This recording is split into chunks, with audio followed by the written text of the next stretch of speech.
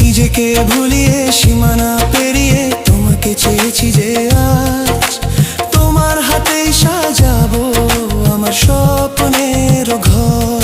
আমি তোমার প্রেমে পড়ে দুনিয়া ভুলে গেছি।